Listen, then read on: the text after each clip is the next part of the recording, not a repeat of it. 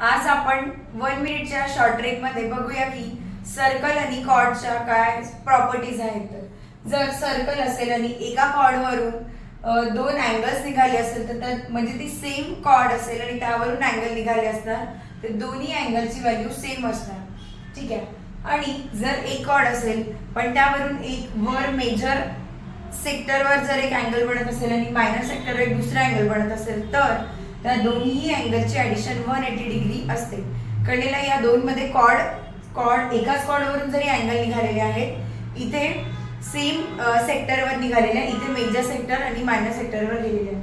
आणि थर्ड याच्यामध्ये जर एक कॉर्ड आहे, एक अँगल जर मेन मेजर सेक्टरवरून निघालेला आहे आणि दुसरा सेंटरमधनं निघालेला आहे तर जो सेंटरवाला अँगल आहे तो मेजर सेक्टरवाला अँगलचा डबल असतो। अशा या सगळ्या कॉर्ड आणि सर्कलच्या प्रॉपर्टीज आहेत अँगलच्या। आवडल्या असेल तर व्हिडिओला लाईक करा आणि इंस्टाग्राम चॅनलला सबस्क्राईब करा। थँक्यू।